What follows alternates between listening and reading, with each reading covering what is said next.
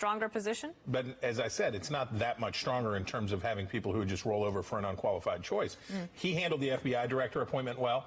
I suspect that if he does this in the same way and finds somebody that's reliable and confirmable, it'll work. Well, we miss having Colin Allred on. He's the new candidate, congressman from Texas 32. We'll have him on again. We apologize for that. But we had breaking news with Jeff Sessions, the Attorney General, resigning from his position at the president's request. Thanks for joining us. I'm Dana. Here's Shep. Continuing coverage as the Attorney General, Jeff Sessions, has resigned. A replacement is at the ready. The ramifications are many. Reporting begins now from Capitol Hill, Justice, the White House, and beyond. First, to the man who broke the story, John Roberts, live on the North Lawn. John. And only, Shep, by virtue of our terrific producer over at the Department of Justice, Jake Gibson, who phoned me up, said he had information. We got it confirmed from sources here at the White House. So we do know that the president this morning asked for the resignation of Jeff Sessions. This was before he went into that sometimes crazy press conference that was scheduled for 11:30 this morning. He knew that there was going to be a resignation letter that was coming over from Jeff Sessions at the Department of Justice at any moment.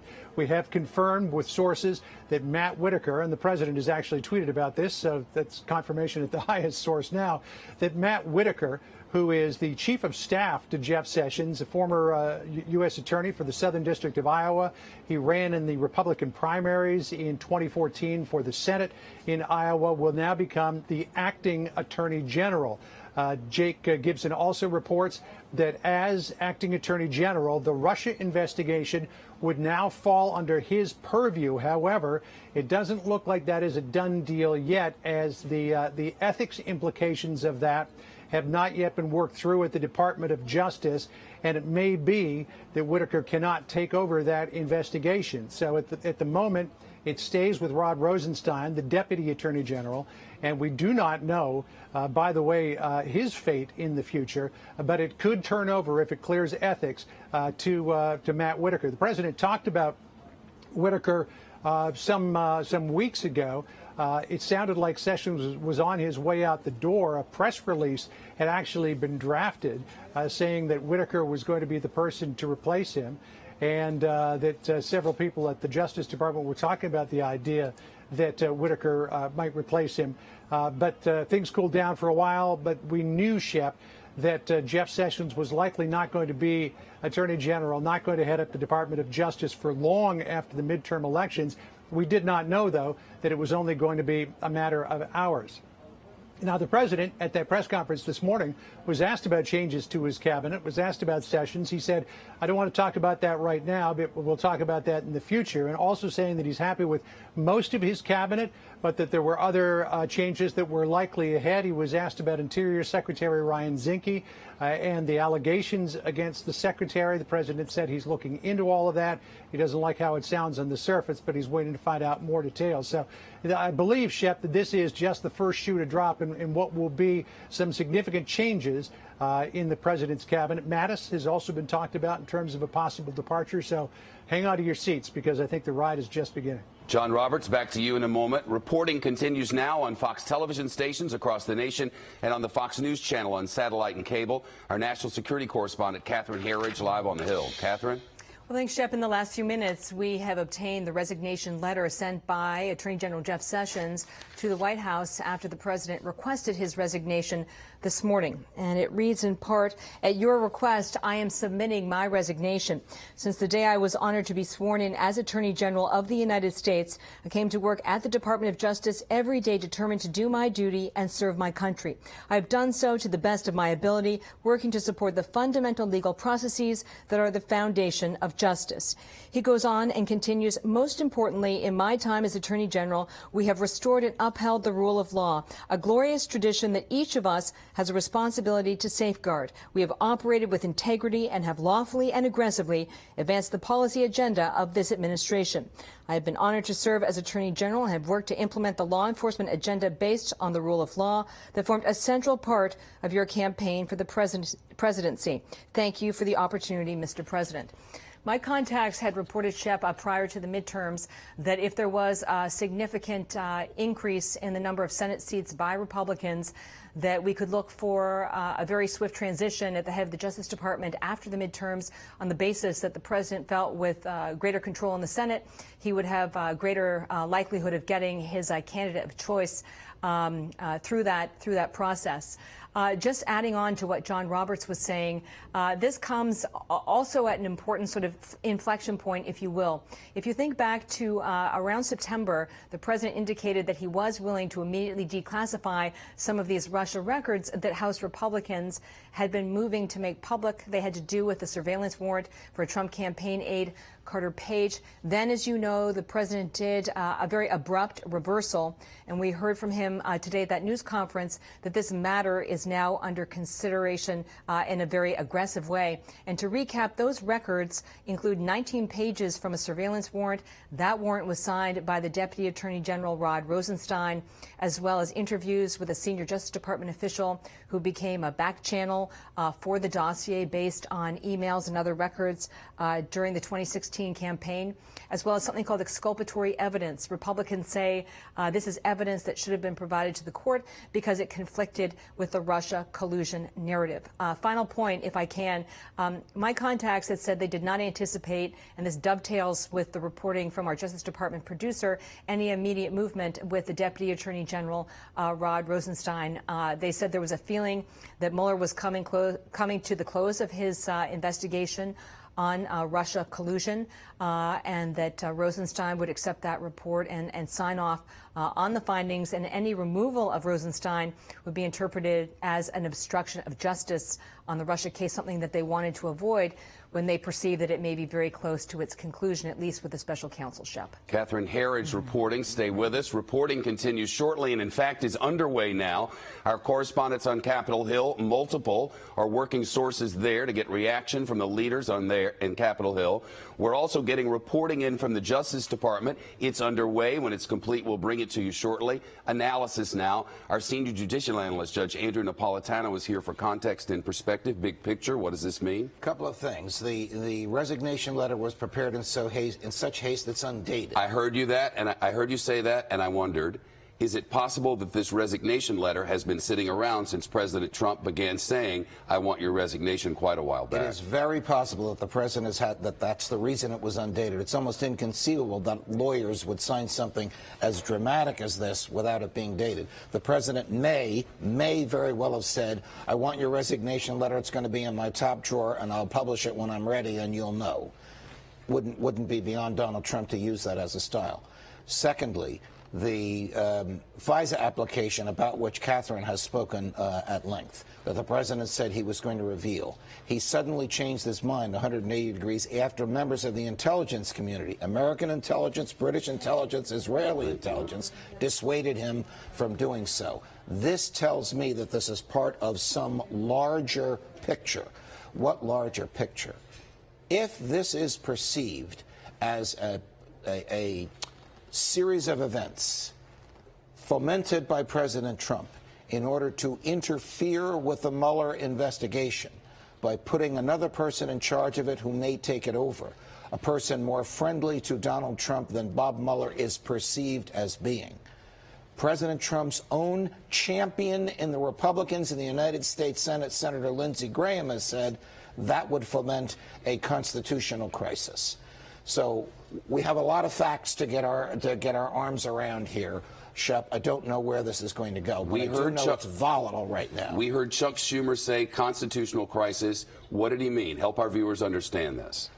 That the president is using extraordinary powers to prevent the rule of law from taking its normal course, and that would foment a reaction on the part of the Congress. The Congress, House soon to be controlled by the Democrats, the Senate soon to be controlled by more Republicans, but there are many of those Republicans who have indicated they would not roll over to an effort to interfere with Bob Mueller. Chief among them is the president's principal ally in the Senate, Senator Lindsey Graham, who used the exact same phrase 4 or 5 months ago that Senator Schumer used 4 or 5 minutes ago, the phrase you just quoted, constitutional crisis. Would lawyers and judges call this offense suddenly after a midterm election defeat on the House? Ask me again? Would this be returning to offense? Yes. This is the height of offense to do something like this within 24 hours of the conclusion of the midterms. I must also tell you that though Mr. Whitaker is now acting Attorney General Whitaker, is a former United States attorney for the Southern District of Iowa and was confirmed by the Senate for that. He was not confirmed by the Senate to become acting Attorney General. And the statute requires that the human being who runs the Department of Justice have been confirmed by the Senate for a senior leadership position. There's only 3 people there. Rod Rosenstein, who's next in line. Noel Francisco, who's the Solicitor General, the person that represents the government before the Supreme Court, and a third person whose name I'm not remembering, below Mr. Francisco. None of those is Matt Whitaker. So there may be an issue with whether or not he is legally qualified to serve as acting Attorney General. Please stay. I'll have more questions in just a second. I need to get to reporting now. I first want to go back to Catherine Herridge very quickly. Catherine, it's not a secret that we've been hearing for quite some time that it's possible that this week and possibly even this day we might get something from Bob Mueller. The timing here might suggest, and I'm asking for your reporting on this, that maybe the White House has heard the same thing. What I can say for my own reporting is that we entered what amounted to a blackout period prior to the midterms with the special counsel. So that's why so much of the reporting went quiet. Those are the standard U.S. Attorney guidelines that you're not supposed to announce an indictment or an investigation, open an investigation 60 days prior to an election. So we've been in this blackout period. I know from my reporting as well that once we pass the midterm milepost, that the floodgates may well open with another indictment. I'm not going to go into details because that would be speculation. And also movement with a former FBI deputy director, Andrew McCabe. His case has been in front of a grand jury here in Washington, D.C., over lying to federal investigators about his role in a media leak during the 2016 campaign. So basically, for a layperson, the brakes are off in terms of announcing pending prosecutions or investigations. So that's what I can say as fact and not speculation. Catherine Herridge, thank you. Reporting now on the timeline. This is actual reporting from events that took place. August the 11th, President Trump called Jeff Sessions scared stiff and missing in action. August the 23rd, President Trump says Jeff Sessions never took control of the Justice Department. August 25th, President Trump said Jeff Sessions doesn't understand what's happening under his command position. September 3rd, President Trump blasted Jeff Sessions for charges against GOP congressmen. September the 4th, the Bob Woodward book, Fear, alleged that President Trump called Sessions a traitor for recusing himself. Same day, Fear alleged President Trump called Sessions a dumb Southerner. Judge Napolitano with analysis. Well, look, as we know, the president has been on a vendetta using language that's typical for him and offensive to people not even involved with this in order to push back with Jeff Sessions. But it's clear that something happened. Either he has had this resignation undated, this undated resignation letter in his front drawer. It sounds like that's possible because I have new reporting that's just come in. This new reporting just into Fox News Channel. John Kelly broke the news to Jeff Sessions, not the president. John Kelly made a phone call to Jeff Sessions just this morning and informed him of this. So that's new reporting just in. Here's the dilemma about which you asked me a few minutes later, and I referenced Senator Schumer and Senator Graham. If the asked for resignation of Jeff Sessions was done for a bona fide governmental purpose because the president didn't like his leadership, or in his case, absence of leadership at the DOJ, then the request is lawful. But if the purpose of asking for the resignation or revealing a resignation already had was to interfere with the Bob Mueller investigation of him, of the president, you have a potential additional charge for Mueller to examine against the President of the United States called obstruction of justice. More reporting on this. Catherine Herridge now. Catherine? Well, just for some context, I think it's important to remind folks at home about the status of the Deputy Attorney General Rod Rosenstein. There was a back and forth leading up to the midterms and the voting over whether he would appear before House Republicans and he would do an under oath transcribed interview. Those terms were never agreed upon, and the interview was going to focus on allegations that the Deputy Attorney General had discussed recording the president and invoking the 25th, and maybe other options to include the appointment of a special counsel or an obstruction of justice case as a way to push back against the Trump presidency in May of 2017. May of 2017 is kind of like the Ides of March in the Russia case, if you will, because that's the month when Director Comey was fired. There was this alleged discussion about recording President Trump, and then the immediate appointment of the special counsel, Robert Mueller. So when you look at the chain of command at the Justice Department, we have now the resignation of the Attorney General, Jeff Sessions.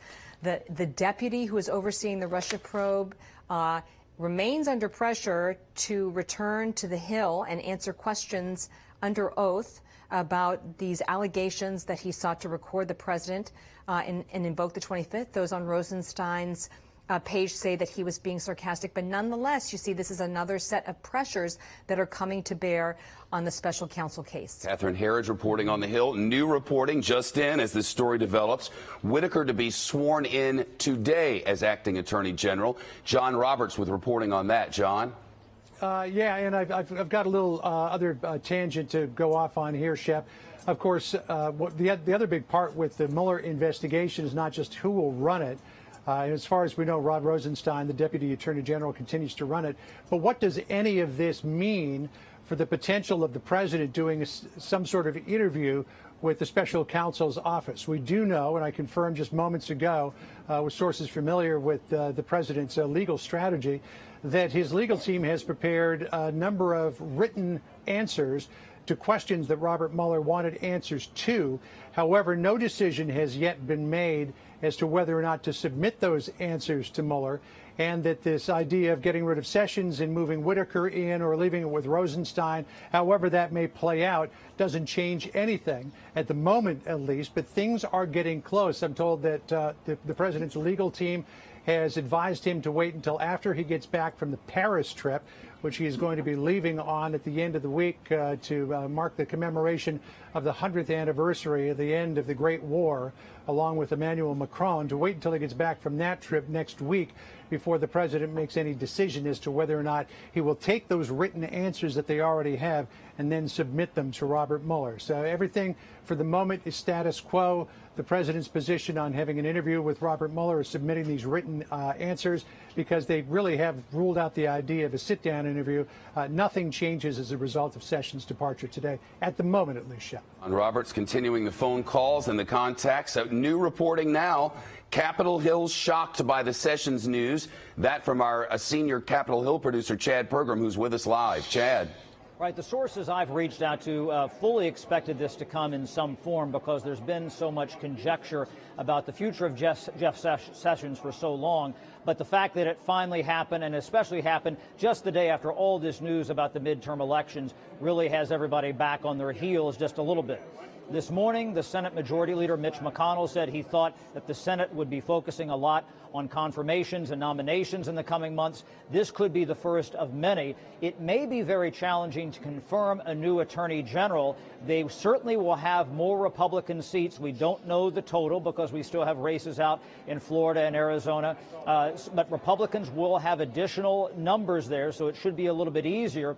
But keep in mind that, they're not going to move somebody through the Judiciary Committee probably during the lame duck session. We have Thanksgiving in a couple of weeks, then Christmas. This is probably going to be a project for the new Congress. And also look at how this is going to be framed by the Democrats when it comes to investigations. The House Minority Leader, prospectively the Speaker, Nancy Pelosi, just held a news conference and talked about how she wanted to work closely with the administration in a bipartisan fashion where possible. Of course, the president, fired this shot at Democrats earlier today. And Pelosi said, if they are going to investigate the president, it's going to be with purpose. It's going to be directed. It's not going to be, quote, scattershot freelancing. So you wonder if this does dip into the Mueller probe or possibly crossing a line of something the president may have done inappropriately, what the response might be from House Democrats as they now will control the majority in the 116th Congress next year, Shep. What about that, Chad Pergram, thanks. New reporting, Chuck Schumer, the leader of the Democrats in the Senate, says, the headline, we must protect Robert Mueller. And what about those new leaders in the House? Mike Emanuel with new reporting on that. Mike? Well, Shep, Chuck Schumer is saying that he finds the timing of all this very suspect. He says any attorney general should not be able to interfere with the Robert Mueller Russia probe in any way. Schumer was talking about the election shakeout, the midterm election, and was asked about this breaking news, was handed to him. Here's his reaction from literally moments ago. Protecting Mueller and his investigation is paramount.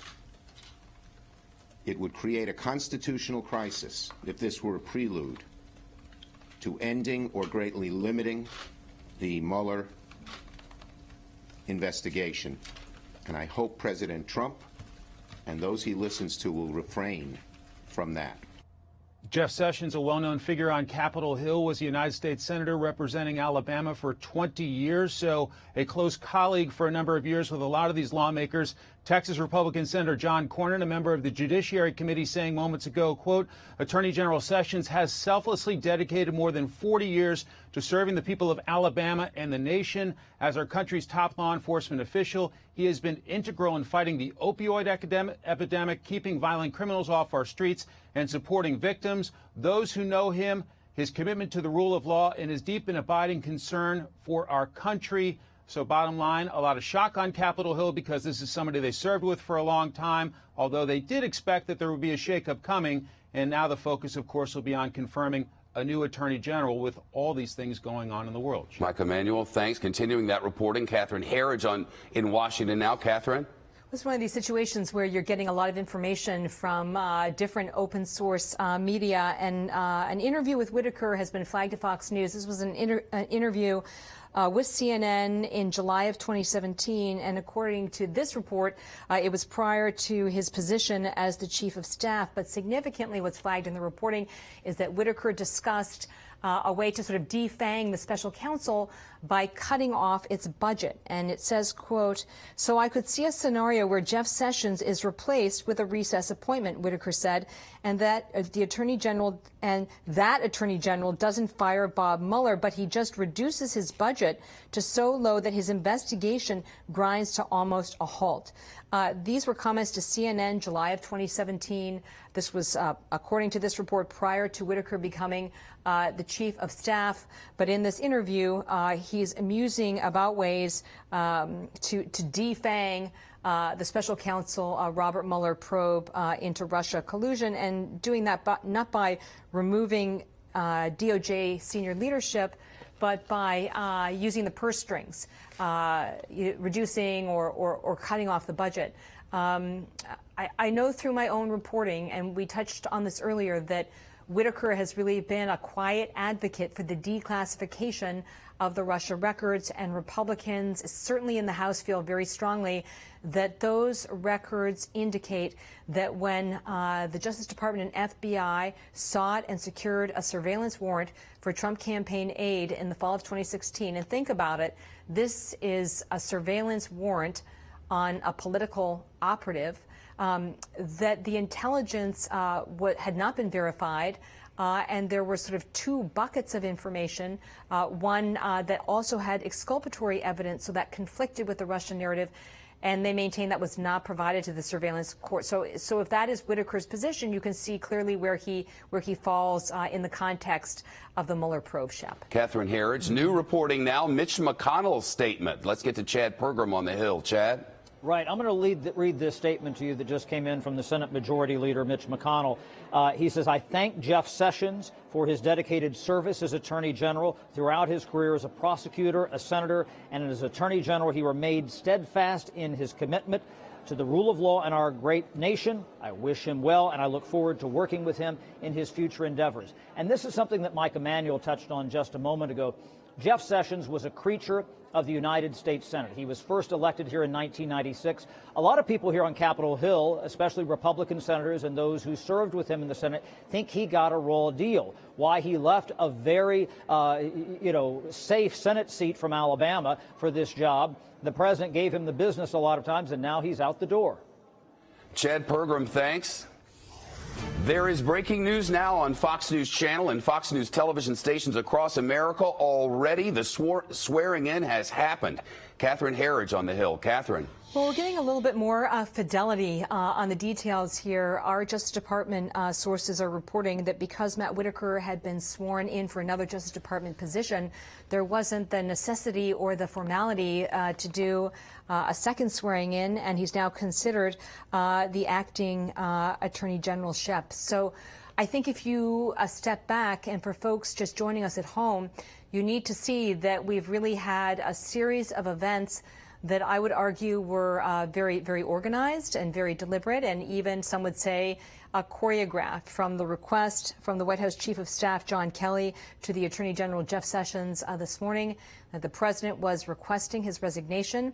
This is absolutely within the president's authority. He can hire and fire whomever he chooses. And then what appears to be the hastily drafted letter by the Attorney General submitting his resignation, also highlighting accomplishments of the department under his tenure: transnational crime, gangs. What he said was a strong and aggressive immigration enforcement. He said these were the central tenets of the Trump presidency. But again, it's important to look at kind of the tick-tock of events, how quickly it happened, and how deliberate and organized this was. So this appears to me, at least, to be a decision that was taken well before this morning, Shep. Catherine Herridge, thanks. More reporting in a moment. Hiring and firing, Catherine Herridge says. Judge Napolitano. The president can fire an attorney general for almost any reason, but not for an improper purpose. He cannot fire him if the purpose of the firing is to shake up the leadership of the Justice Department in order to interfere with a criminal investigation that the president wants to interfere with. Now, the person who is now running the Justice Department told CNN, as Catherine just quoted, in July of this summer, the best way to take care of Mueller is to dry up his funds. If that is the reason for which Mr. Whitaker is now the acting Attorney General of the United States, Mr. Whitaker himself could be in the crosshairs of Bob Mueller. Bigger picture, is protecting Bob Mueller something that the Democrats can get done right away? Or is this avalanche coming down the mountain so quickly and by design, possibly? I don't know that it can be done right away without any Republican support. Our colleague Chris Starwalt argues that there are numerous Republicans in the Senate who will not roll over and accept this. Jeff Flake is still in the Senate. Senator Sass is there. Lindsey Graham himself, the president's champion now on the floor of the Senate, said an effort to interfere with Bob Mueller would provoke a constitutional crisis. So I don't know how it goes politically, but legally, I agree with Catherine Herridge. It is beginning to appear as if this was an orchestrated effort to shake up the Justice Department with such ferocity that the shaking up reaches Bob Mueller. New reporting now just in from the Attorney General Eric Holder, a former, quoting now, anyone who attempts to interfere with or obstruct the Mueller inquiry must be held accountable. This is a red line. We are a nation of laws and norms, not subject to the self-interested actions of one man. Chad Pergram with more reporting on this. Chad? Well, I've talked to some Republican sources here who've told me for a long time that they did not think that President Trump would try to fire the Deputy Attorney General Rod Rosenstein. But the question is getting rid of Jeff Sessions sort of a stand-in for that? That's the problem. And also, I want to read to you, we just got a tweet here from Jerry Nadler. He's going to be the top Democrat, the chairman, prospectively, on the House Judiciary Committee when Democrats take the reins in the new Congress here. We've been hearing a lot of rattling in just the past, 20 hours or so about what Democrats might do when it comes to investigations.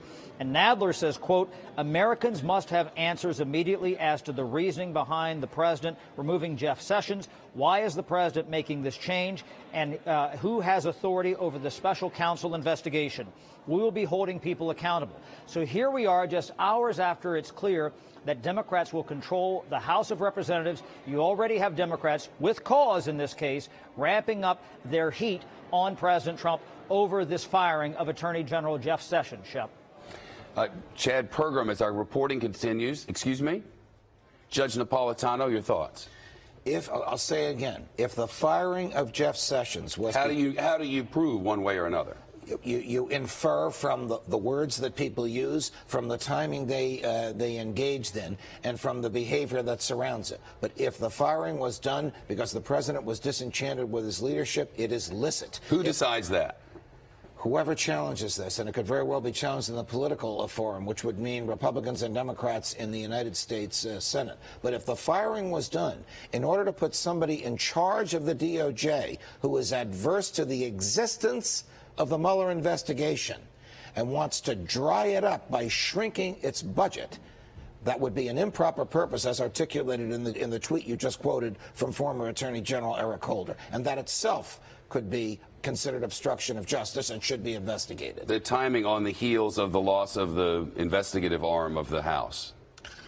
Again, it's going to depend. When did Jeff Sessions sign that now mysteriously undated letter? Did he sign it back in August when the president began his rampage against him? And has it been sitting in the president's desk or John Kelly's desk that long? Or did he sign it this morning and they just forgot to put a date on it? It would depend upon the machinations and the preparation that occurred in order to bring about the abrupt and pronounced change in leadership of the DOJ that happened in the past 2 hours. Politico reiterates, and this just in, acting Attorney General Matt Whitaker, excuse me, will take over supervising Robert Mueller's Russia investigation from Rod Rosenstein, the embattled Deputy Attorney General. That's what's getting out into the ether now. This is being done by a person who said, let's dry him up by shrinking his budget. Beginning to look more and more to me, Shep, nefarious. News just in and brand new reporting. Chuck Schumer of New York, the leader, is now saying that Whitaker should recuse himself. I'm going to guess that the reason Chuck Schumer said that is because of the statement that Mr. Whitaker made to CNN, which Catherine quoted and about which you and I have been talking in the past couple of minutes. If he is of the view that Bob Mueller's investigation ought not to exist, he cannot interfere with it. Even if he is the acting attorney general, he cannot interfere with it because the legal machinery has begun to roll, and it can't be stopped at this point without there being the appearance of some improper purpose for stopping it. Judge Napolitano, thanks to Brett Baer, now host of Special Report and chief political anchor out of Washington. Brett, your thoughts? Well, this is a big moment. You heard the president being asked about it. He kind of deferred, saying that there may be changes on the way. But no one's surprised that Sessions is one of the first. I think what they're surprised at is what you're talking about, that the acting attorney general is Matt Whitaker, the chief of staff, and that if true, he's overseeing the Mueller probe. I don't know that we have that definitively. I know it's out there and about in different forms, but that is the significant moment. And you already have Jerry Nadler on the Democratic side who will take a chairmanship, saying that they need answers right now as to the choice of Matt Whitaker and what is happening with Deputy Attorney General Rosenstein, and where is his role here? I think as this unfolds, Shep, we're going to get more information from the Justice Department, but the Whitaker appointment is really what's roiling Capitol Hill right now. New reporting right now, Senator Schumer's statement is out. Chad Pergram has that on the Hill. Chad. Right. Well, that's that issue about that recusal question and just how far is Chuck Schumer willing to push. You know, here's another issue. One of the reasons why Republicans lost control of the House of Representatives, certainly there were questions about votes on tax reform, health care, and also it just being a bad map for Republicans because of the retirements, but also because in certain quarters, these districts which were carried by Hillary Clinton, they didn't didn't view their Republican member as pushing back sufficiently against President Trump and his administration and being a check here on Capitol Hill against his administration. It's these sort of perceived abuses is what roiled Republican voters, swing voters, women voters in these suburban districts, and one of the reasons that the House flipped. This is something that Democrats said, we're going to be a check, we're going to work on this, and here they're going to have this opportunity right out of the block. But that issue of the recusal is going to loom large. We just don't know enough right now in the early going. And don't forget, as I said a few minutes ago on the air, Shep, that a lot of these Republican senators and Democratic senators, for that matter, who served with Jeff Sessions felt that he got a raw deal. And they are going to work to protect Jeff Sessions. They're also going to work to protect Bob Mueller. Remember, there's some bipartisan pieces of legislation out there which the Senate Majority Leader Mitch McConnell has refused to call up. Tom Tillis has a bill from North Carolina. Cory Booker, Democratic senator from New Jersey, has a bill.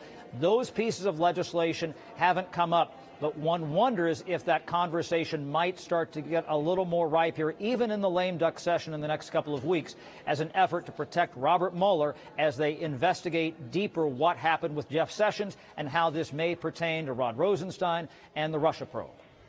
Chad, thanks. New reporting, the Schumer statement as follows. Given his previous comments advocating defunding and imposing limitations on the Mueller investigation, Mr. Whitaker should recuse himself from its oversight for the duration of his time as acting attorney general.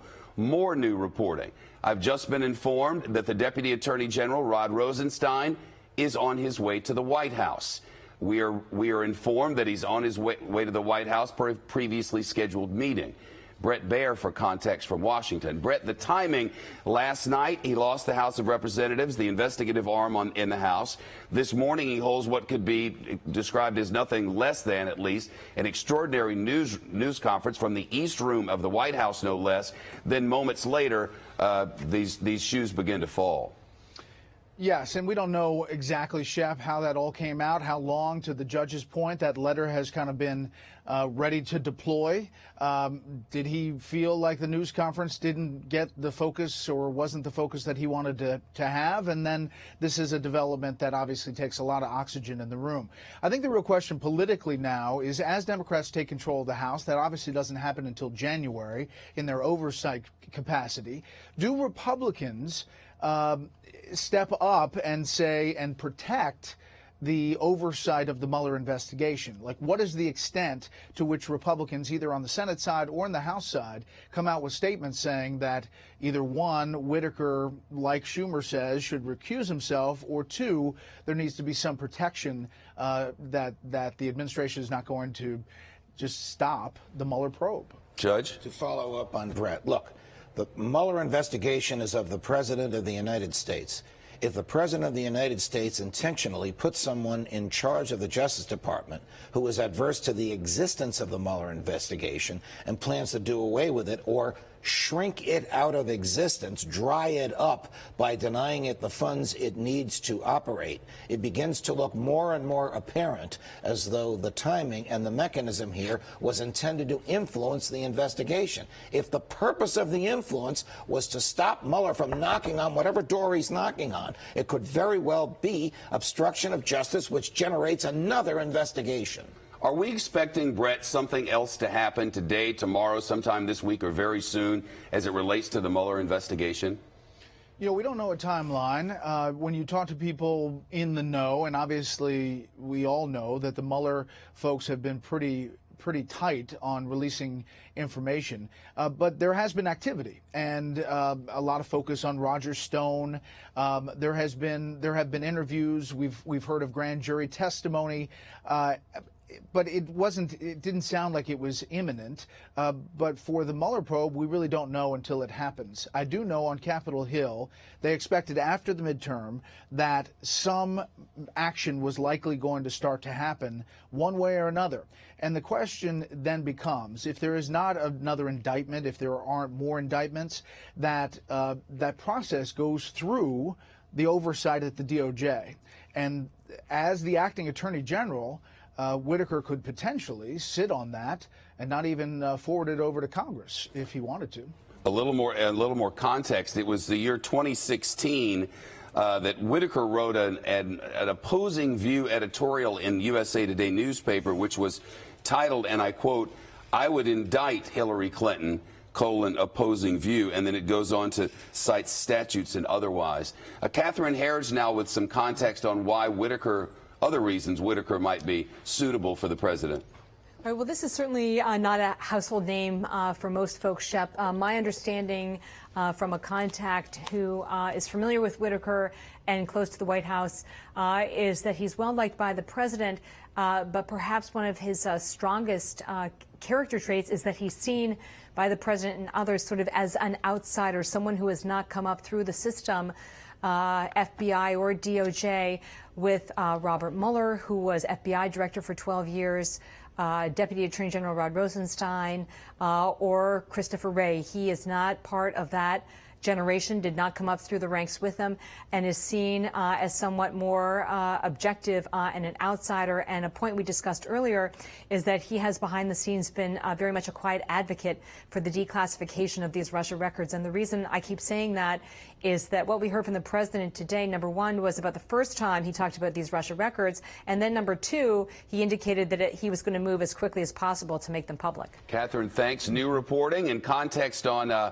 Whitaker. Some more of his musings from the past. Trace Gallagher with that. Trace?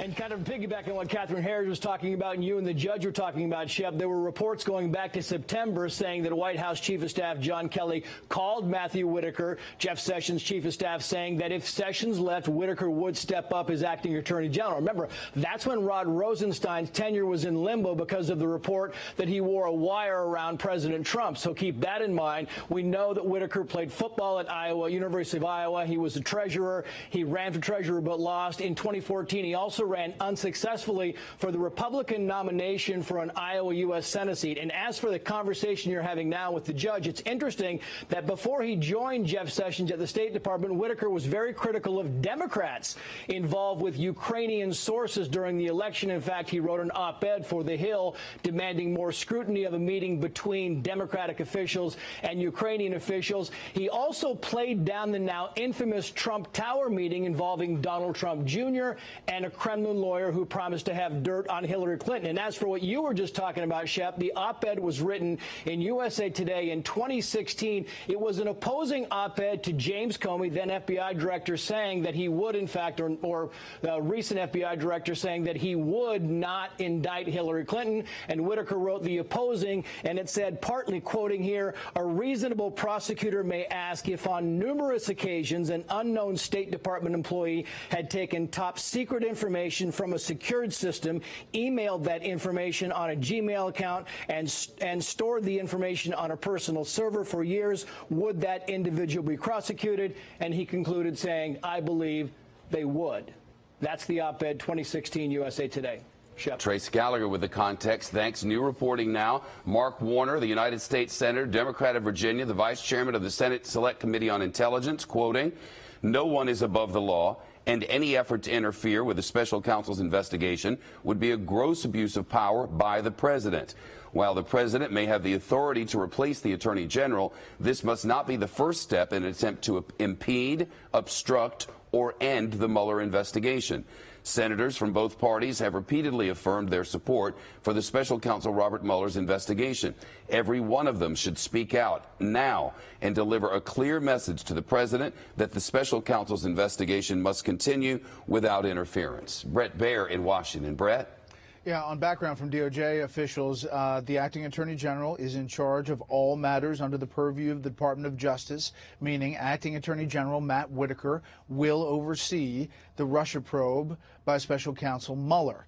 I think we shouldn't go to the conclusion just because of what he has written in the past that definitively he's about bringing it down, but it's important to put in context. The fact that the Deputy Attorney General, Rod Rosenstein, is making his way to the White House for a meeting is also interesting. They say it was pre-scheduled, but on a day like this, you wonder about that. He recently, remember, there were rumors that he was going to be fired, and then the president kind of cozied up to him and had a couple of meetings and said, you know, Rod's a good guy. Obviously, still had many questions about his oversight after Jeff Sessions recused himself. The acting attorney general never recused himself, so now as acting attorney general, he oversees the Mueller probe, and the president has said publicly, Shep, that he is allowed, he said, the Mueller probe to go forward and wants to play it out, but he has also said he could end it at any time. New statement in, Brett, from Richard Blumenthal, the Democrat of Connecticut, quoting now,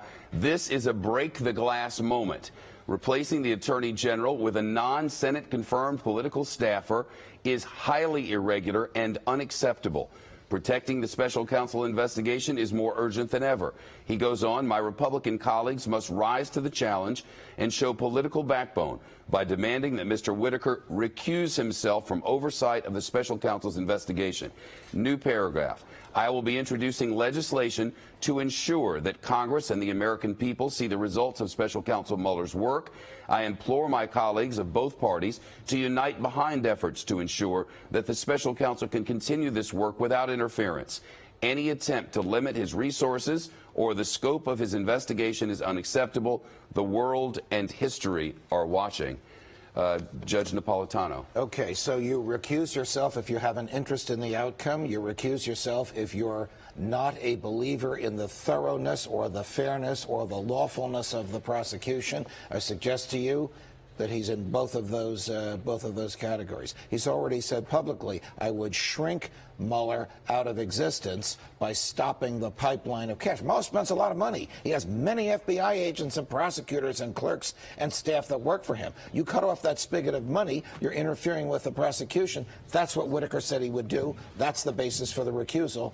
The other reason for the recusal is he hasn't been confirmed by the Senate, which Senator Blumenthal, a lawyer, has just pointed out in the statement you read. New reporting. Rod Rosenstein on his way to the White House. John Roberts on the North Lawn. John? And we do know that the Deputy Attorney General, Rod Rosenstein, is on his way over to the White House for a previously scheduled meeting. He comes here a number of times during the week, Shep. So in the past, it has been read into that something may be up in terms of Rosenstein, when in fact it was just a meeting on something in particular. But there was a time not too long ago when Rosenstein came here to the White House and had told colleagues on his way out the door from the Department of Justice that he expected to be fired. He had a meeting with the Chief of Staff, John Kelly, when he arrived at the White House, at which we're told Kelly told him that he was not going to be fired.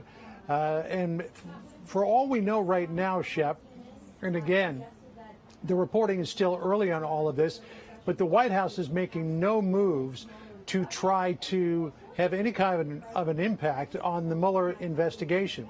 The president said during the press conference earlier today that he could shut it down if he wanted to, but that he doesn't really want to. In fact, they really want to get it over with. And making any kind of change to the leadership of the Mueller investigation may actually just slow things down.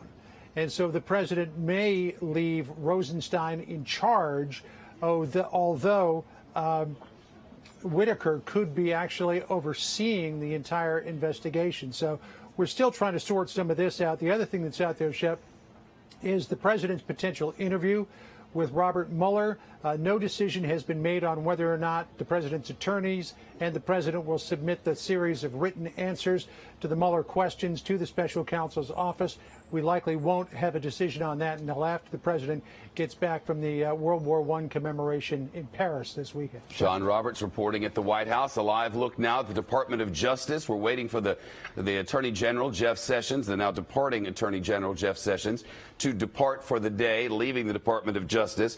The speed of events is noteworthy. That extraordinary news conference from the East Room, where the president clearly made the turn from fighting with the Democrats, which he had been doing. Now they're taking over the House of Representatives, shift the focus now to the media, in even for the president, a testy news conference, and the likes of which the East Room has never hosted, never in history.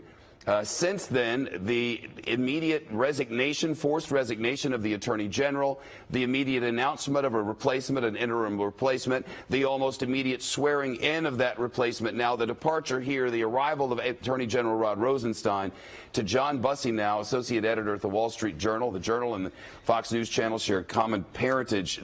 This is like a roller coaster. It's moving. And we're about to see what happens to the Mueller investigation by seeing what happens to Rod Rosenstein. So part of this is animus between the president and Sessions. This has been a dead man walking, a dead cabinet member walking now for over a year. The president has not wanted him in that job since he recused himself. But from the public standpoint, the issue here is not kind of the play-by-play of the relationship between these two men. It's what happens to the Mueller investigation. This has been about as much of a foretold story as there can be out there for anybody in Washington. We knew that this was eventually coming, probably after the midterms. So what has Mueller been doing to prepare for this? Does he have indictments already underway? Does he have a report already prepared to submit? Are there additional ways in which he can kind of project his findings regardless of who is running the Department of Justice? We'll see over the next couple of days. They're going to have to confirm a new Attorney General. That's going to take time. That gives Mueller even a sort of a broader spectrum within which to act if he needs to precipitously. Since the last hour, it is not lost on anyone that for 2 months, the Rod Rosenstein investigation, the Bob Mueller investigation, I should say, has been quiet because there is sort of a standing principle that you don't talk about such things in the middle of national elections. That it has been quiet does not mean it has not been active. In fact, we're led to believe that it's been anything but inactive. And along the way, Bob Mueller wanting to move this along as much as anyone else. And I must tell you candidly, because this is true for every journalist who covers this stuff, we've all been told over and over again to expect something this week. We've been led to believe, though, I don't know how, led to believe that we could get something, and could is the operative word, as early as today. It's not like the White House wouldn't hear this, and you wonder if the two trains are coming down the track ready for a collision course, the likes of which we haven't seen in recent modern history. The decisions that the person running the Department of Justice has to make, whether it's the Attorney General, the Acting Attorney General, the Deputy Attorney General, are so delicate, so touch so profoundly the system of justice in the United States that the statute exists to prevent a political hack from having that position, and requires the scrutiny of the Senate Judiciary Committee, the ethics people, and the vote of the Senate before a person can have that job. I do not believe Mr. Whitaker has been through that procedure. Extraordinary split screen that if you're watching, if you're listening on Sirius XM or somewhere else, what our viewers are seeing is on the left-hand side of the screen is the Department of Justice, where we're expecting the Attorney General, Jeff Sessions, who just resigned, to walk out and for the last time. And on the right-hand side of the screen is outside the White House, where we're expecting Rod Rosenstein, the Acting Attorney General, who is overseeing the Mueller investigation, to come into the White House for what has been billed as, and I quote, a previously scheduled meeting. There is no timing in a vacuum. These two events to take place possibly simultaneously. And I must say, at the same time, an extraordinary event happening on Wall Street. The Dow's up more than 500 points, more than 2% on the day. Whatever happened last night, it didn't bother anybody on Wall Street. That's clear. I just wonder what the next steps are going to be, and how leaders on Capitol Hill, John Bussey, are going to react, because there is a clear effort to get ahead of things here. Lindsey Graham, who was very much against doing anything that got in the way of the Mueller investigation, has already said, hey, I'm looking forward to the process by which we will find a new Attorney General. That's not saying he's going to rush the issue. It's very interesting. The president has made an argument that this investigation has dragged on too long. Something needs to be done. Somebody needs to kind of call it to an end. It's a hoax in the president's mind. That's in the president's words. In his words, that's just inaccurate from the standpoint of these types of investigations over previous presidencies. It takes time to do these, and if anything, this has been a pretty efficient investigation. With a nod to history, it has been. Yeah, the Whitewater investigation, which went on for years, Mueller has already gotten guilty pleas. He's gotten indictments. We don't know what during this silent period, which has frankly extended the entire period Mueller has been undertaking this investigation. There have not been leaks from his office. We don't know how much further down the road he's already gone. Maybe he's found that there's really nothing else to pursue. Maybe he's pursuing quite vigorously members of the family, the president. We just don't know. If Judge Napolitano, if you look across the landscape there at the White House, you look at individual people who reside there, who work there, maybe who are family members, maybe who are closer advisors, who right now is of the belief, I'm next? Well, I mean, from sources that have been in touch with all of us, we believe that the investigation is not limited to the President of the United States, that it also goes to his son, Donald Jr., because of the Trump Tower meeting with the Russians, and his son-in-law, Jared Kushner. Eric Tucker is a reporter for the Justice Department for the Associated Press and has been all over this story for as many months as I can count back. Eric, your thoughts on where we are now and what it may mean? So it's really significant, obviously, Shep, that this is happening right after the midterm election. The president had sort of floated the idea that this could happen, and now we're seeing it. And what's really interesting is we're at a very sensitive stage of the investigation, of course, where there are a lot of unanswered questions. There are critical, pivotal moments ahead, up to and including whether the president is going to sit for an interview with Mueller. And so now there are new questions about who's going to be overseeing the investigation in place of Deputy Attorney General Rod Rosenstein. And it sounds like the person who's going to be overseeing this investigation is Matthew Whitaker.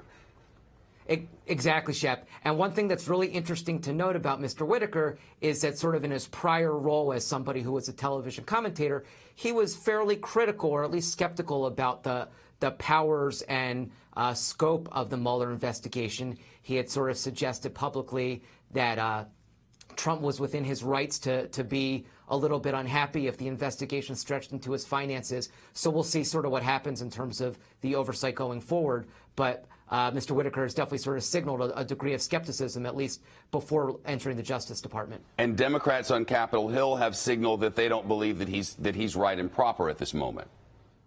That's right. We already have a call from Chuck Schumer, who's the top Senate Democrat, that Whitaker should recuse himself. There's not necessarily a ground that's been publicly explained as to why that should happen, but I anticipate more of that going forward for sure. Who's concerned most at this moment in the building behind you, if anyone? That's a good question. You know, I sort of don't know what happens next, and I'm not sure that really anybody at the White House or the Justice Department really understands sort of the next big step.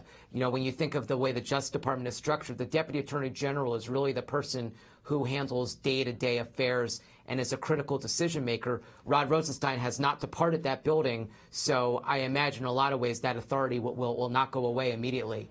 Well, Adam Schiff is a man who will be heading up investigations, if you will, on the Democratic side when they take over in the House of Representatives.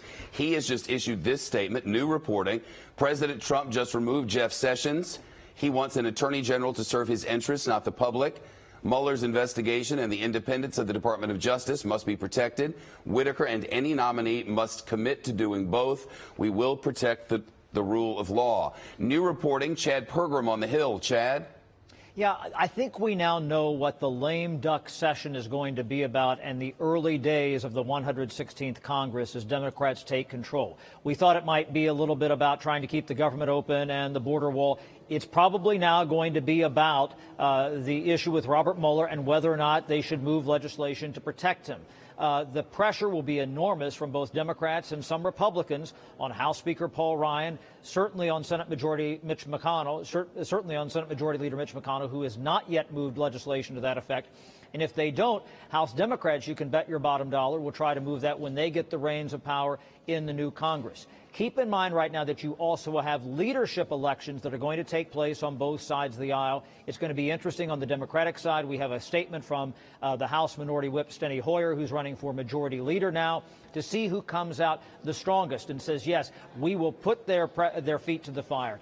And, you know, you have a lot of moderate Democrats who won in swing districts in the House of Representatives. You have a lot of very liberal members who won, you know, the Ocasio-Cortezes who won in New York. They really want to put the screws to the Trump administration, but just how far are the Democrats willing to go next year? Chad Pergram with you reporting on the Hill. Chad, thanks. Before we wrap up the hour, Brett Baer in Washington, final thoughts? Just some perspective here. Nobody is surprised by the fact that Jeff Sessions is fired, saying, I submit my resignation at your request. He received essentially the Rex Tillerson treatment with a tweet from the president announcing his replacement. The surprise and the questions are coming about Matt Whitaker and the motivation of his oversight of the Russia probe. Traditionally, Shep, this day is a news day. If you remember, Don Rumsfeld, defense secretary, was fired the day after the midterms, 2006, in the heart of the Iraq War. A lot of stuff happens on the Wednesday after Election Day, and this will be a big news story for days to come. Yep, exponentially so on this day. Brett Baer, my man, I'll see you tonight, 6 Eastern, 5 Central on Special Report, America's Evening News. Judge Napolitano, this isn't the only thing over which Whitaker will have... Our White House Fox colleague, John Decker, who was a lawyer, writes to remind us that most, if not all, of the investigation into the finances, the personal finances of President Trump and the finances of the Trump Organization has been handed by Mueller to the United States Attorney for the Southern District of New York. Who is his new boss? Mr. Whitaker. Judge Napolitano, thank you. Thank you to the reporting of Trace Gallagher, John Roberts, Mike Emanuel, Catherine Herridge, Judge Napolitano, John Bussey of the Journal, Brett Baer in Washington.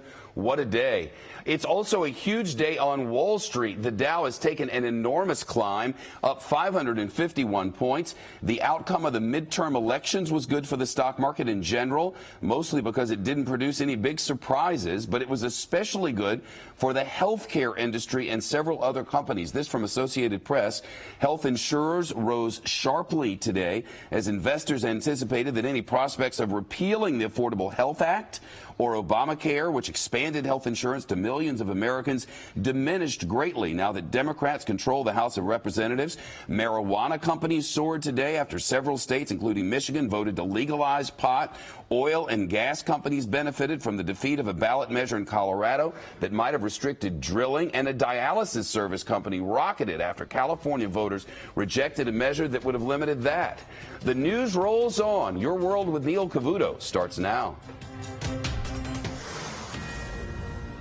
All right, so much we don't know, this much we do. If the market was worried about a constitutional crisis, depending on who you're listening to, with the media fallout reports of Jeff Sessions being forced out of his job as the Attorney General of the United States and waiting to hear from the Deputy Attorney General, who has a scheduled visit any second now, we're told, at the White House, it has a funny way of showing it. Stocks racing today on relief that the midterms are over and there's some closure on this predictable changeover in personnel at the White House. Is nothing out of the historical norm, or is it? So much, again, that we really can't piece together just yet. But again, if they were worried about that on Wall Street, they do have a funny way of showing it. We're going to get to the details of that in just a second. First to John Roberts at the White House on what's happening right now. John. Who says the market doesn't like change, Neil? What's most interesting is that the president, at about noon today, spent an hour and a half fielding questions from reporters and made a lot of news at that press conference, and then blew it all out of the water an hour later with this announcement that Jeff Sessions was resigning as the Attorney General. Here's the TikTok. Long before the president got anywhere near the East Room for that press conference earlier today, the Chief of Staff, John Kelly, called up Jeff Sessions and told him, again, probably one of the worst kept secrets in Washington over the last few months, that the president wanted his resignation letter. We don't know if this was a resignation letter that Jeff Sessions already had in his back pocket. We're sitting in the top right-hand drawer of his desk because it was undated. But Jeff Sessions sent that resignation letter over to the White House. Fox News, through the great work of Jake Gibson, our producer at the Department of Justice, was first with the news. And we confirmed from the White House that Matt Whitaker, who is the chief of staff to Jeff Sessions, will be taking over as the acting Attorney General, while the president sought a permanent replacement for the Attorney General. Now, the president was asked about changes to his cabinet during the press conference, specifically Sessions. The president deferred, saying, asked me about that at a little bit later date. Well, we didn't know it was going to be 90 minutes later. Also, the president talking about the Muller investigation at that press conference, saying that it's not his intention in any way to affect the ongoing process of the Mueller investigation. Listen here. I could have ended it any time I wanted. I didn't. And There was no collusion. There was no anything. I didn't. They went after hackers in Moscow. I don't know about that. They went after people with tax problems from years ago. They went after people with loans and other things. Had nothing to do with my campaign. This is a investigation where many, many millions of dollars has been spent, and there's no collusion. It was supposed to be on collusion. There's no collusion, and I think it's very bad for our country. I will tell you. I think it's a shame. You heard the president there say that he believes that Mueller has strayed afield of his original mandate. Well, it's interesting that Matt Whitaker wrote an op-ed for CNN back in 2017 in which he said he believed that Mueller had gone too far in the investigation. That was before he was named the chief of staff to Jeff Sessions. As far as we know, Neil, Rod Rosenstein, the deputy attorney general, is still overseeing the Mueller investigation, though it looks like Whitaker would have the authority over Rosenstein on that. Calls from Chuck Schumer to recuse himself, for Whitaker to recuse himself from that investigation. We don't know what the outcome of that will be, but I talked with a member of the president's legal team a short time ago who said as far as they're concerned, Rod Rosenstein is still running the Mueller investigation, and they have not made a decision yet whether the president will submit written answers that they have prepared to questions Mueller wanted to the special counsel's office. Fast-moving story, Neil. Get back to us in 30 seconds. We'll have something else for you. Yeah, real quickly, my friend. Jerry Nadler, who's going to take over the Judiciary Committee, I believe, had already been concerned about the timing of this and wants answers, we're told. You mentioned Chuck Schumer and his concerns about Whitaker taking on a lot of these responsibilities. Do we know what, obviously you said this was well telegraphed. The president had not exactly hid his distaste for Jeff Sessions. How much this is escalating with the new Congress to come in? We knew that the president was going to make some changes to his cabinet. I think the swiftness of Sessions' departure took a lot of people, even here at the White House, by surprise. The fact that the president, after about 2 hours sleep, woke up and sent out a few tweets and then told John Kelly to ask for his resignation. I think there's some other shoes to drop as well. Some of the other names that have been floated around, Ryan Zinke, the Department of the Interior. The Inspector General of the Department of Interior has referred a matter regarding Zinke and a land deal in Montana to the Department of Justice. Wilbur Ross has been talked about. The Defense Secretary, James Mattis, has been talked about. I think there's still more to come here, Neil, and that this is just the first shoe to drop. We'll keep on watching it as closely as we can for you. All right, we are watching separately outside the Justice Department, John, and we've heard as well that, and you touched on that, Rod Rosenstein has this visit to the White House. Whether that was pre-planned or not, I don't know. I didn't hear your earlier comments. I apologize. But do we know whether it's being seriously considered that he is going to be asked to resign as well? As far as we know, and I've been trying to nail down the actual topic of the meeting, this was a pre-planned meeting. Okay. Rosenstein comes over to the White House typically 2 or 3 times a week, and this just happened to be one of those coincidences where Sessions resigns and then Rosenstein comes over here to the White House. I mean, I expect that the topic of Sessions' resignation will come up. But again, as far as we know, there's going to be no change to the Russia investigation. And one of the reasons is the president's attorneys, Jay Sekulow and Rudy Giuliani, have said to the president, look, we're getting close to the end of this thing. Don't do anything that's going to upset the apple cart and set us back to square one here. And if the president were to have Whitaker take over the entire investigation, that may be one of those things that upsets the apple cart. It's the same reason why people in and outside of the White House were saying, don't appoint Emmett Flood as your permanent White House counsel, because then we'll have to bring in somebody else to work on the Mueller investigation and get them up to speed, which is why one of the reasons why Pat Cipollone is coming in as the White House counsel. So the president's outside counsel is saying to him, we're getting close here. Let's just keep things going along the track they are, and let's see how soon Mueller's got a report. If Mueller doesn't come out with a report in the next few weeks, I think you're going to see a lot of pressure from the president's attorneys on Mueller to either put up or shut up, as it were. All right, John, thank you very, very much. And no doubt we'll be going back to you at least one more time, maybe a couple of times at the rate news is developing here. John, again, at the White House, on the left of your screen there, outside the Justice Department, on the right, outside the White House, where we're waiting for Rod Rosenstein to make what appears to have been a regularly scheduled visit to the White House. I hasten to add here what happened at the corner Wall and Broad today. You might find that in the middle of this back and forth, certainly in the political class set, where they're talking increasingly political crisis, constitutional crisis, another slow-moving, massacre that occurred during Richard Nixon's time in the White House when one official after another was fired. It's hardly anything like that in the guys who buy and sell stocks. A lot of buying today, a lot of relief. A lot of this has to do with the midterm election results that seem to go, according to consensus, actually a little better than the financial community thought. Deirdre Bolton here to sort through it all. Hey, Deirdre. Hey, Neil. Well, if you look at the rally, and we're showing the green on the screens, today's post-midterm rally is actually the best one since 1982. You have to go all the way back. So markets rising, they mostly do, Neil. I went back and I looked at data points actually since 1980, and they're basically up around 1% post-midterm elections on average for the week that those elections happen, and then up around 2% for the next 30 days. So this is historically consistent, anyway, with what we've seen. We also heard earlier from President Trump speaking about working in a bipartisan way. He talked about infrastructure. He talked about health care. He talked about lowering drug prices and signaled pretty strongly that he would be willing to work with Democrats on those issues. So that was another reason why we continued to see the momentum as we went throughout the afternoon. And then the third reason, Neil, it tends to just take away a layer of uncertainty. However, now with the U.S. AG stepping down, it seems like one more wild card is back in. Back to you, Neil. All right. Thank you very much, Deirdre. On the phone with us right now is Harvard Law Professor Emeritus Alan Dershowitz. Alan, on these developments and what you think is with the Rod Rosenstein visit to the White House today, pre-planned, we're told, but what do you think?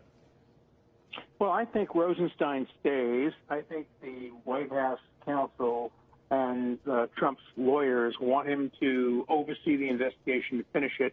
But then I think the crucial question is if there's a new attorney general in place and the new attorney general is confirmed by the Senate, the big question is going to be whether or not the report gets released publicly. That will be a decision that can be made by the new attorney general because it has really nothing to do with overseeing the investigation. It's a policy decision, and we don't know who the president is going to appoint. He doesn't have complete free reign. There are enough Republican senators who wouldn't let him appoint a crony, who would at least insist that the person appointed be somebody of distinction and some degree of independence. So, the president wants a loyal person in there, and he has the right to get one. But there are limits to the loyalty that the Senate will allow him to demand from an attorney general. So I think the big issue is whether the report gets released, and that will very likely not be up to Rosenstein, but instead be up to the new attorney general. All right, but would this acting attorney general, Matthew Whitaker, be in a role, he would be the superior to Rosenstein, would he not? And he would be the one calling the shots, right?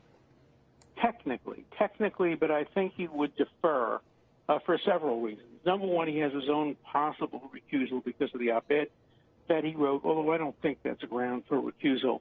But I think he's the new guy. That's what Chuck Schumer wanted to do. That editorial alone was good enough for him to demand his recusal. But you don't think that's enough? Don't think it's enough. But I do think that he's not going to want to take over the investigation. I think he'll defer to Rod Rosenstein. And but then when crucial decisions come up, like whether the report is made public, he may want to weigh in and actually take responsibility for making that decision. Now, was it your gut feeling that there was closure or that something was coming together on the Mueller probe? There had been talk that maybe within just the next few weeks we were going to get the Mueller findings. If that were indeed was the case, how does this complicate matters? Oh, I don't think it complicates matters very much at all. I think if they're getting into closure, I think everybody wants to see closure. I think the president's lawyers want to see closure. I think the American public want to see closure. I think probably Rosenstein and Mueller want to see closure. So I think everything is moving toward a result before the new year. But remember, it's nothing dramatic. What happens is there's a report and it's turned over to the Attorney General, and the Attorney General then makes the decision whether to turn it over to Congress. Congress then has to, of course, if it's turned over to Congress, no matter what the rules are, it will leak. We know that. But it probably won't leak if it stays within the Justice Department. Now, obviously, the president and his own legal team had to be aware that the timing would raise issue here.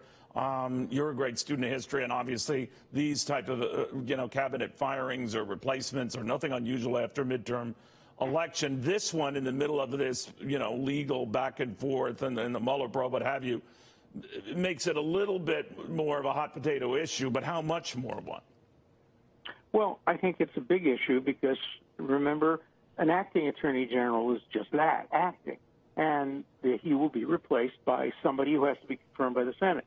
And I think that gives the senators, Republicans obviously, who control the Senate, some say over who gets the job. And there are always a half a dozen senators, and we saw that even during the Kavanaugh proceeding, who are somewhat independent of the president. Look, it's the president's party, but there are limits to how far he can go. And I think there'll be some negotiations between those senators and the president as to who gets appointed. Real quickly, Rod Rosenstein arrives at the White House, whether this is regularly scheduled or not, Alan, and they tell him, all right, Matt Whitaker's our acting AG, you're going to report to him. What's to stop Rosenstein from saying, well, then I'm out of here, I quit? No, he won't do that. I think he has a vested interest in this coming to closure. I think he would quit if the president tried to tell him he couldn't do this or couldn't do that. Or asked a resignation letter from him, right? Yeah, the president has already said earlier that he's not going to replace Rod Rosenstein.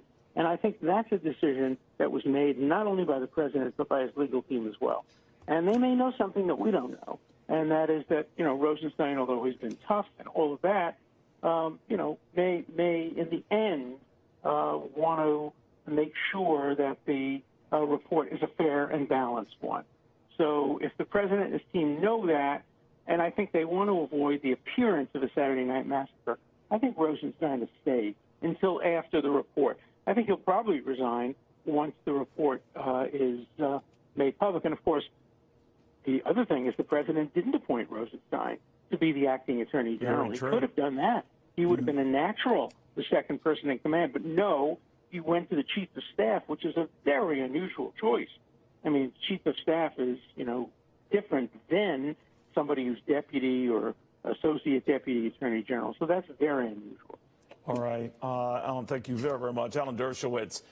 Historically, this is not unprecedented. In fact, it is more common than not for a president right after midterm election or re-election. We've certainly seen it with Richard Nixon and Bill Clinton. We certainly saw it with both the Bushes, President Bush Sr. and his son, that shortly after such events, they can kind of clean through their staff. This has some added implications here, whether the president intended that or not. Historian Doug Weed with us right now. Doug, good to have you. Let's review that this is not such an unusual event, maybe the nature of this and the timing of this, given what's going on with the Mueller probe is, but explain why that is not the case. Yeah, I worked for George H.W. Bush when he was president of the United States, and after the midterm election, he fired his attorney general, Dick Thornburg, and picked William Barr. So it's very, very common. This is the big leagues. You got to have your big boy pants on. If you make a mistake or you hesitate, you're fired. And this is a guy who's an executive, business executive. He's going to do that. Stop and think. Reagan, Obama, Clinton, all of them moved through 4 different chief of staffs. Bill Clinton fired Rahm Emanuel after 1 year. So, no, this is not common historically. But obviously a president would be aware of the backdrop, right, and know that, all right, this is going to look weird, even though it's well telegraphed, to your point. But other presidents have dealt with things like that and moved on. So the shock here might be about what happens to some of these other entities, whether it's Mark Whitaker in a temporary role as the acting attorney general, What happens to Rod Rosenstein as the deputy? Then it gets a little murkier, right? Yeah, that's right, sure. But stop and think. You're president of the United States and you don't have a Justice Department. How are you going to run the country without a Justice Department? They're accountable to CNN. That's not in the Constitution. At some point, you got to be able to run the country. And you look at this last midterm election, and if you'll notice in the exit polls, they ask people why they voted the way they voted, and health care was big, the economy, immigration was big, to a lesser degree, gun policy. And then there were 24 other issues that each were less than 1% of the people who were actually the reason why they voted. There was nothing on Russian collusion. Zip, nada. After 2 years of billions of dollars of constant hyperventilating pundits on these other TV shows promoting Russian collusion, nobody went to the ballot box and voted to correct what they believed was Russian collusion. So no wonder the president calls it a hoax. So at some point, he's thinking it's got to end. There's a judiciary, there's a legislative branch, there's an executive branch. When can I get on with running the country? All right, Doug, thank you very, very much. Doug Weed, it is fast-moving developments. You're on the phone with us right now. Former U.S. Attorney General Alberto Gonzales. Alberto, what do you make of all of this? Well, I guess in response to your last guess, the president is running the country. As far as I can tell, the Russia investigation isn't preventing Donald Trump from doing what he needs to do to serve our country as president of the United States. And so, it is true that changes get made in cabinet positions and you serve at the pleasure of the president. I think the only reason we're really talking about this change is because of the Russia investigation, and we'll have to see what happens with respect to that. I'm clearly on record in saying that I think we need to let it come to a conclusion. We need to find out everything we can about what Russia did and who might have been involved. And so I've been supportive of Bob Mueller. I still support Bob Mueller. And, Jeff Sessions, we know in this position, and I know in this having been in this position, you serve at the pleasure of the president, and when there's a time for a change, then a change is made. So the Rod Rosenstein visit to the White House that might have been pre-planned or not, what do you think comes up there? What does someone like you look for? I mean, the most dire case that a lot of people and constitutional scholars are telling me they worry about is we're going to fire you. We're going to ask you to resign, and he doesn't. Or others are just saying, no, just giving him an update on things if he doesn't know it already. What do you think? Well, it's not a constitutional crisis if he asked the deputy to step down. I mean, that's clearly within the president's prerogative under the Constitution. He can do that. And obviously, there are serious political consequences to doing that, even, I think, within his own party. As to what's going to happen in that conversation, I don't know. I don't know whether or not Rod has a kind of relationship that he can talk to the president openly and ask, well, what happened here? What are your expectations going forward? So I don't know. Again, I don't know. I know Rod because he worked for me as one of my U.S. attorneys. I don't know President Trump, and I don't know how he deals with people. In particular, I don't know how he deals with people that work for him. So, I would just have to speculate, but I just don't know. Now, if he were fired, would that jar you?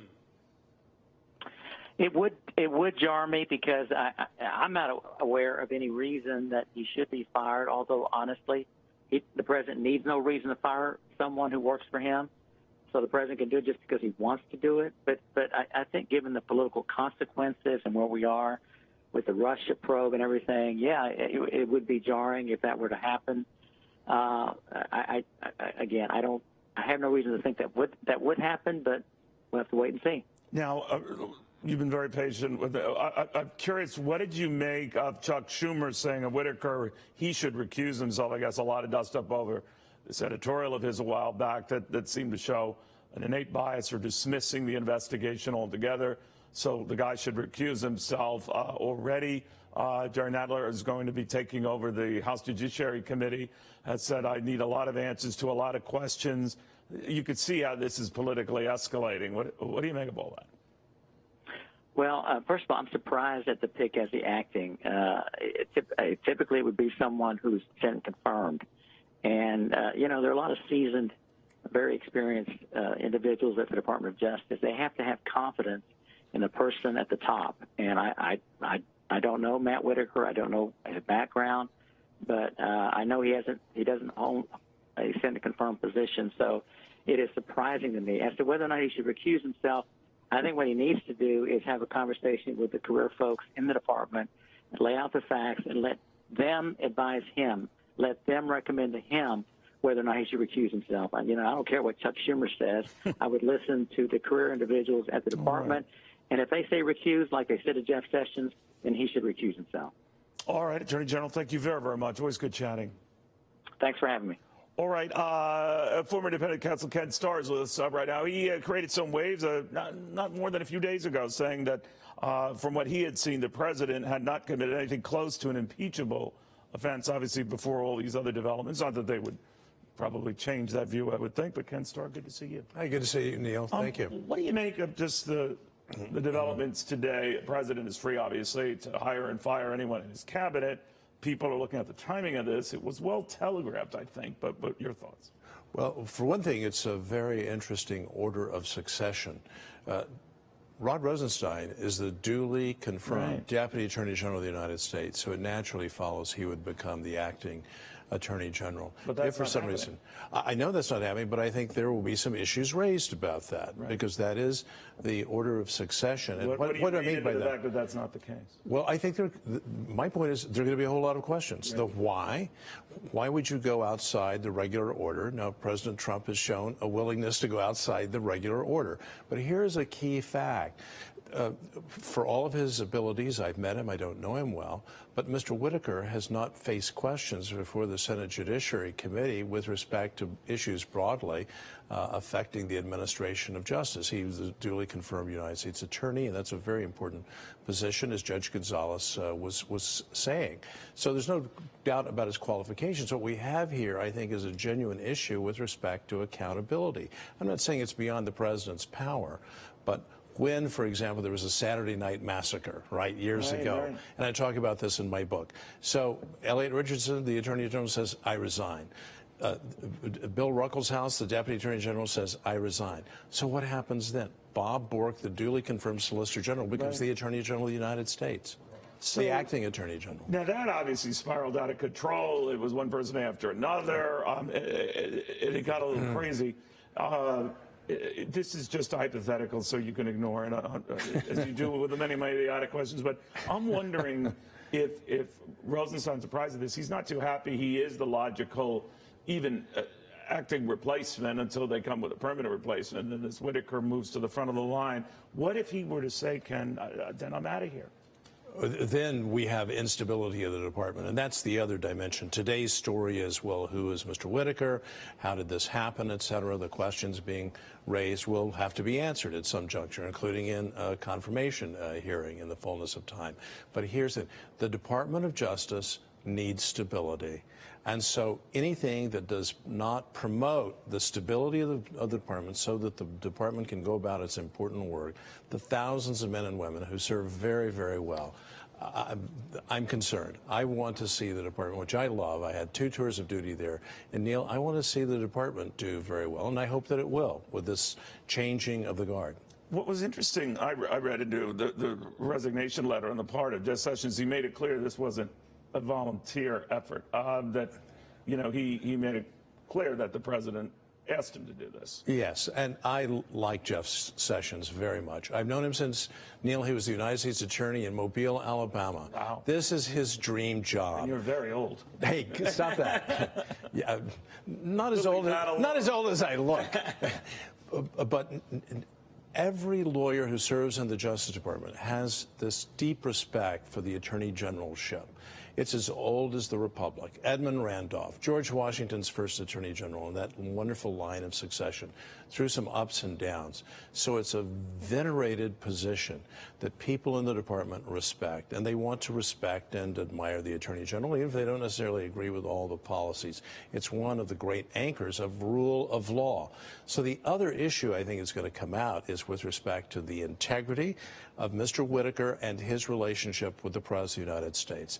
There there is nothing wrong, in my view, with the fact that Mr. Whitaker knows the president and the president thinks well of him.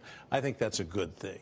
Some will disagree with that, but I think history shows, including Robert Kennedy's outstanding service as Attorney General under his brother John, and John Kennedy, President Kennedy, said, well, he needs to get some experience before he goes out and practices law.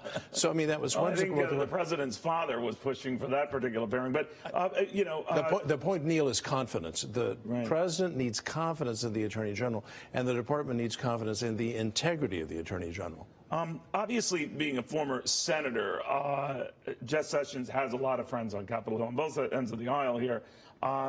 Chuck Grassley among them, the Senate Judiciary Committee chairman, is saying Jeff Sessions is a dedicated public servant and a man of honor. I was proud to serve alongside him in the U.S. Senate for over 20 years. His leadership, integrity, and dedication to our country as Attorney General are admirable and commendable. Jeff deserves the thanks of the nation for his service. I remain personally grateful for his valued friendship over the years. Others have gone on to say, whatever you make of the timing of this, is there something more potentially sinister afoot? That is the Mueller investigation potentially wrapping up. This is a way to force either that report or to force something else. What do you think? Don't read too much into it. It's clear that Jeff was on his way out the door. I should say Attorney General Sessions is on his way out the door. I think everyone recognized that, undoubtedly. So the timing, and I expected it. I expected it. I think most everyone did. I didn't know if it was going to be today, but yeah. I know I don't have your confidence. This is the time to step down. I think people can overread these kinds of situations. So let me ask you about, I told you about Chuck Schumer thinks that Matt Whitaker, the acting AG, should recuse himself. Obviously, not everyone feels the same way. Chuck Grassley saying, I look forward to working with Matt Whitaker as he takes the helm of the Justice Department. A fellow Iowan, I've known him for many years. Matt will work hard, make us proud. The Justice Department is in good hands during this time of transition. Two quick questions. His view of that obviously doesn't jive with many other Democrats, and the fact that this time of transition, how long would that time be? It's really up to the president and to the Senate. What does the president intend? Is he sending the nomination up? And we'll have a confirmation hearing, presumably, even during the lame duck session, because it's important for there to be a duly confirmed Attorney General of the United States.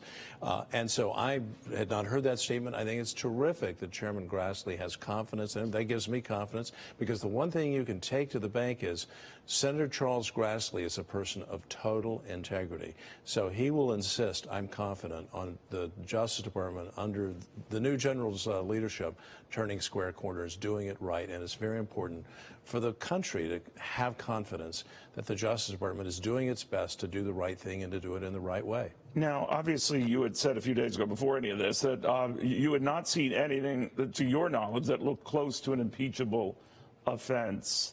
But how would you know? Well, I said, right. You're right. I have not seen. So you're asking the right follow-up question. How do you know? Of course, I know that which is in the public domain, and I follow. But I know they talk about. I always hear these people talking about, oh, well, we certainly would have heard something, or something would have leaked out. And nothing has. Maybe, but maybe not. I mean, I think we underestimate the ability of the United States government, both, all three branches for that matter, but the Justice Department and Bob Mueller, and frankly, for the intelligence committees. They may know things that don't leak out. I have much more confidence in the operations of government than the average cynical person who's saying nothing works. Things work remarkably well by my limited lights of being in Washington and around Washington for 40 years. You also know what it's like to be a prosecutor in the middle of that glare and the public obsession with what's going on. And the rap against these type of investigations is that they wander far from their intended target. I mean, what started out with Bill Clinton to look into real estate transactions alike ended up being about lying about a relationship with an intern. But, Neil, it's a bum rap. It really is. It's a totally bum rap because there are checks in place. Rod Rosenstein had to approve what Bob Mueller did vis-a-vis Paul Manafort. Right? Now, he's secured a conviction, and, you know, I feel badly for Paul Manafort and his family, but the point is there were some serious crimes. But you know what the president says, this type of stuff gets out of hand, and it gets to be a witch hunt, and it's going far afield from what it should be, and he feels targeted and abused. Every president feels that way, right? There are lots of witch hunts, apparently, in our history, and yet so many of the so-called witch hunts end up bearing fruit, namely that there were violations of the law. So I understand the president's strong feelings. I was accused of leading a witch hunt. I remember. You do? You remember that? You're not old enough to remember that. But in any event, there are positions and policies in place, including during my tenure. As you know, I wrote a book called Contempt. Yes. And the book chronicles that, which I think the American people didn't quite get, which is the Lewinsky phase of the investigation was authorized by Janet Reno. That's right. And things lead to where they lead, wherever they lead. All right, Ken Starr, best-selling author, of course, the former independent counsel. We have a lot more coming up here, waiting to hear from Jeff Sessions, waiting to see Rod Rosenstein. So much going on. More to this.